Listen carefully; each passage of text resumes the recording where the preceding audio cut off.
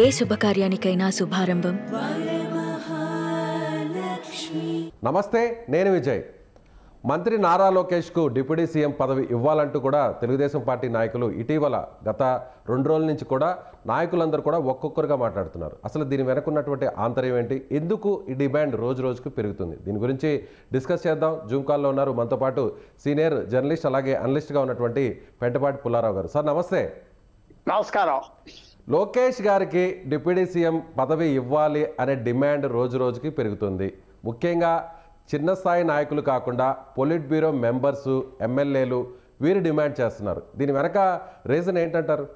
ఇదేం లేదు, main thing ఏమిటంటే ఇది పవన్ కళ్యాణ్ గారు ఈ ప్రాబ్లం ఆయన ఎలా ట్యాకిల్ చేసుకుంటాడో ఆయన చూసుకోవాలి. ఇది తప్పకుండా ఆయనకు ఒక ఇన్సల్ట్, దానికి డౌట్ లేదు. ఇది ఆయనకి ఇన్సల్ట్. 6 నెలలు అవ్వకుండానే ఇలాంటి మాటలు ఆయన అంటున్నారంటే ఇట్ ఈస్ నాట్ కరెక్ట్. ఆయన అవమానాలు ఆయనే ఎదురు చూసుకోవాలి, ఆయనే చెప్పుకోవాలి. పదవిలో ఉన్నారు కాబట్టి ఆయన చేసుకుంటాడని భావిస్తున్నాను. రెండోది ఏంటంటే మనం ఆబ్జెక్టివ్గా బయట నుంచి చూడాలంటే ఏ మంత్రి వాళ్ళు అంటలేదు కదా. బయట ఉన్న వాళ్ళు, పదవి లేని వాళ్ళు, పదవి రాని వాళ్ళు అంటున్నారు ఆ పార్టీలో. అది ఒక వాళ్ళు హైలైట్ అవటానికి, వాళ్ళు కొద్దిగా ట్రబుల్ క్రియేట్ చేయటానికి. ఎందుకంటే ఒక డిబేట్ కూడా ఏదో జరుగుతుందంట అక్కడ. సీనియర్స్, కొత్త వాళ్ళు, పాత వాళ్ళు ఇవన్నీ ఏదో జరుగుతుందంటే ఎంతవరకు నిజమో మనకు తెలియదు. అది దానివల్ల కూడా ఉంటుంది. అంతేకాని ఇది తప్పకుండా ఇలాంటి విషయాల్లో, ఎందుకంటే పవన్ కళ్యాణ్తో వాళ్ళకి చంద్రబాబు నాయుడుకి ట్రబుల్ రాకుండా చూసుకోవాలంటే వెంటనే ఇలాంటివి మాట్లాడకూడదని చెప్పాలి. చెప్పకపోతే ఇది ఒక స్టేజ్కి వెళ్ళాక నో రిటర్న్ పొజిషన్ అయిపోతుంది. అందువల్ల ఇది అంత సింపుల్ కాదు. ఇరిటేట్ చేద్దాం పవన్ కళ్యాణ్ కాదు, యాక్చువల్గా వాళ్ళు ఇరిటేట్ చేసేది చంద్రబాబు నాయుడు. మెసేజ్ ఇచ్చి చంద్రబాబు నాయుడు డైరెక్ట్గా వాళ్ళు ఎవరికి పదవులు లేవు కదా. సో ఇది ఒక రూపంగా చేయొచ్చు. ఏ మంత్రి అంటలేదు కదా కూర్చొని. ఎందుకంటే వాళ్ళకి తెలుసు ఇదంతా బ్యాలెన్స్లో ఉన్నది, బ్యాలెన్స్ పోతుంది, కేర్ఫుల్గా ఉండాలి. కానీ టీడీపీ సీనియర్ లీడర్సే మాట్లాడుతున్నారు సార్. అంటే కడప జిల్లాలో జరిగినటువంటి సభలోనే సాక్షాత్తు సీఎం చంద్రబాబు నాయుడు ముందే అక్కడ ఉన్నటువంటి సీనియర్ నాయకులు, పొలిట్ బ్యూరో మెంబర్, టీడీపీ జిల్లా అధ్యక్షుడు శ్రీనివాసులు రెడ్డి ఆయన నేరుగా చంద్రబాబును ఉద్దేశించి మాట్లాడడం జరిగింది. అది అవ్వచ్చు. మరి అది ఇప్పుడు చంద్రబాబు నాయుడు జవాబు చెప్పాలి. ఎందుకంటే ఇది ఇంకోటి విషయం ఏంటంటే తప్పకుండా పవన్ కళ్యాణ్ గారు ఆయన జవాబు ఇచ్చుకోవాలి. ఇవన్నీ పాలిటిక్స్లో ఏంటంటే 5 సంవత్సరాలు కాంట్రాక్ట్ కాదు, ఇది రోజు రోజు చూసుకోవాలి. ఆయన బలబలాలేంటి వాళ్ళు కూడా అంచనా వేసుకుంటారు. వాళ్ళకి స్నేహాల్లో విరోధం ఉన్నది. ఎందుకంటే అలయన్స్లో అది పెరగకూడదు, వీళ్ళు ఎవరు పెరిగినా వాళ్ళకి నష్టం వస్తుంది. సో ఎలా చూసుకోవాలి, ఏం చేయాలి, ఈయన చంద్రబాబు నాయుడు వ్యూ ఏమిటి, ఆయన పవర్ తగ్గిపోయిందా, కనపడట్లేదా, ఇవన్నీ మనకి మెల్లిమెల్లిగా బయటకు వస్తాయి. వెంటనే రావు కదా. ఆటోప్సీ అనేది కొన్ని రోజులు అవ్వాక వస్తాయి. తప్పకుండా అలాగే ఎంబారెస్మెంట్ లేని కయ్యాలు వస్తాయి, పెరుగుతాయి, చూసుకోవాలి. అంటే గ్యాప్ ఎందుకు వస్తుంది అంటారు? ఆ కయ్యాలు ఎందుకు వస్తాయి అంటారు?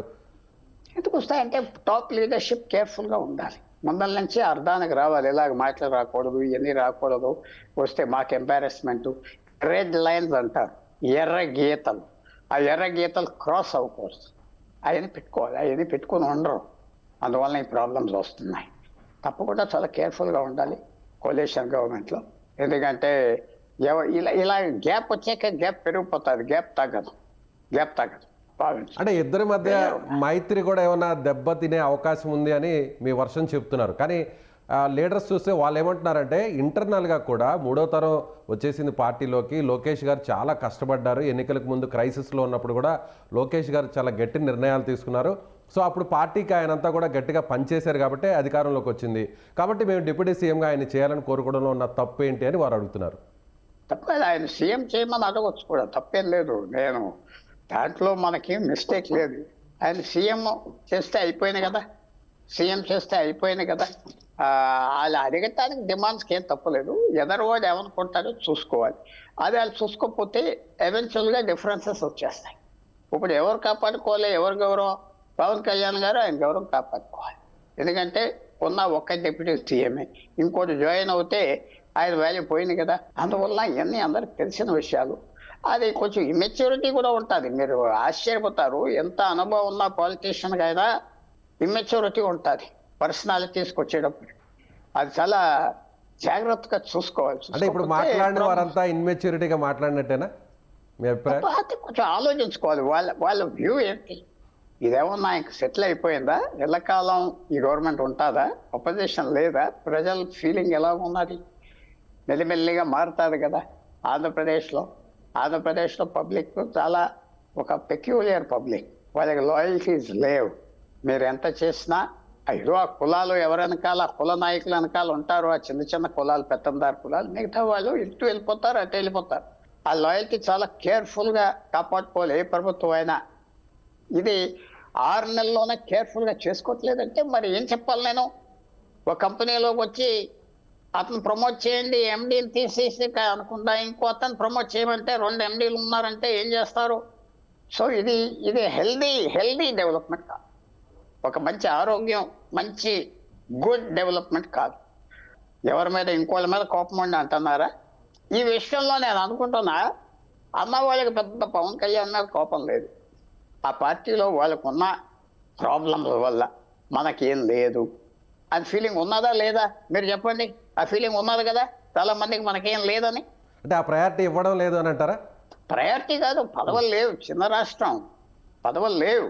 నువ్వు ఎన్ని సృష్టించినా బోగస్ పదవులు, ఆ చైర్మన్షిప్ ఈ చైర్మన్షిప్, అది ఇది, ఆర్టీసీని 10 ముక్కలు చేసేసి 10 జిల్లా చైర్మన్లు చేసి ఇంకోటేదో చేసేసి కారు ఇచ్చేసి అంటే మీరు అన్నట్టు పదవులు లేని వారు అసంతృప్తితో ఇలా మాట్లాడుతున్నారు అని అంటున్నారు. కానీ మాట్లాడిన వారు శ్రీనివాసులు రెడ్డి, ఆయన వైఫ్ వచ్చేసి ఆల్రెడీ కడప ఎమ్మెల్యే, ఆయన టీడీపీ జిల్లా అధ్యక్షుడు, పొలిట్ బ్యూరో మెంబరు, అలాగే మాజీ మంత్రిగా ఉన్న సోమిరెడ్డి చంద్రమోహన్ రెడ్డి, ఆయన కూడా ఎమ్మెల్యే, సర్వేపల్లి ఎమ్మెల్యే.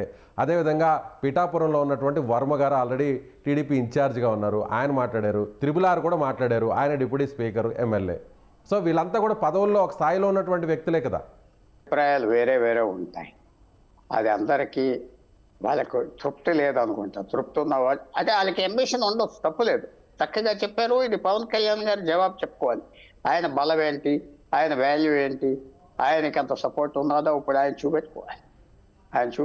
ఆయనకి పరీక్ష అయిపోయింది. ఇది మిగతా వాళ్ళ పరీక్ష కాదు. లోపల ఇంటర్నల్గా ఎవరైనా ఒక మంత్రి అన్నాడా అనలేదు, మంత్రి అనలేదు. మిగతా వాళ్ళు అంటున్నారంటే నేను అది మంచిది చెడ్డది నేను చెప్పట్లేదు.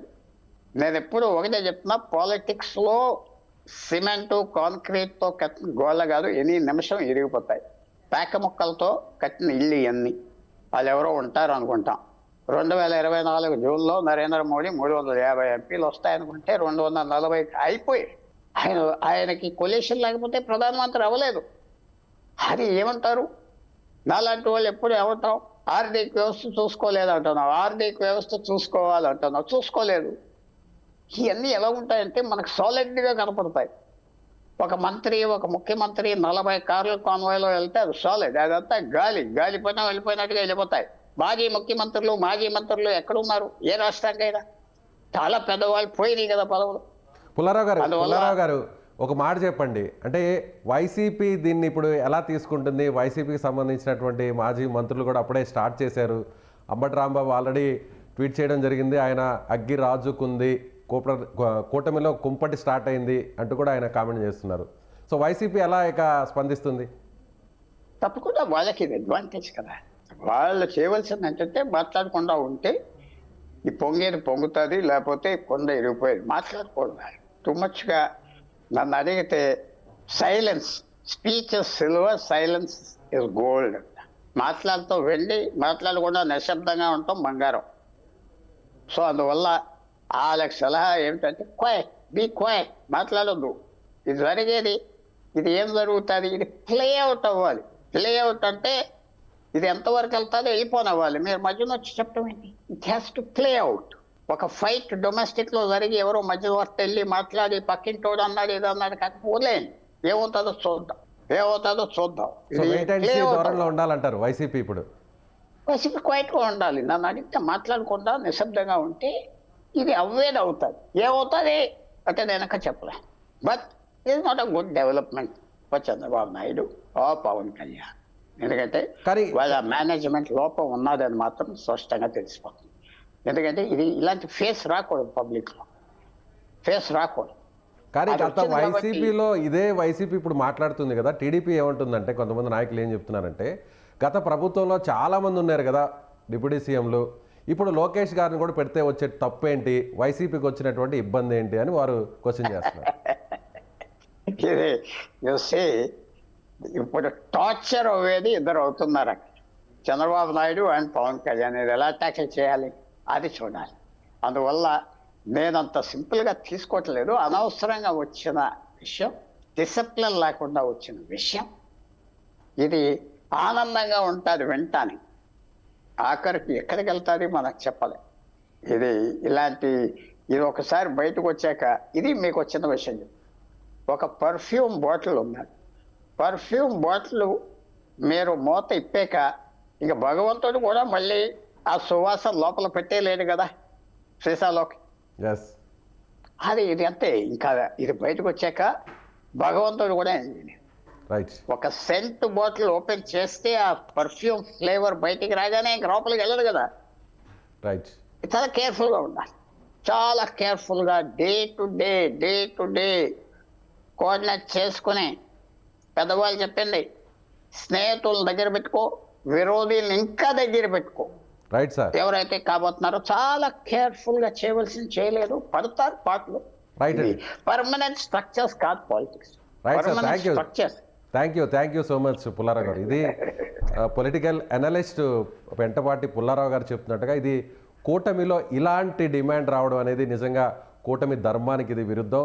ఈ విషయాన్ని ఇక్కడితో చాలా వరకు కూడా తగ్గించుకుంటే మంచిది, లేదంటే ఇది ఒక అగ్గిలాగా మారి కార్చిచ్చులా మారేటువంటి ప్రమాదం కూడా లేకపోలేదు. దీనిపై పవన్ కళ్యాణ్, చంద్రబాబు గారు ఎలా స్పందిస్తారో కూడా వేచి చూడాలని ఆయన చెప్తున్నారు. Thank you so much.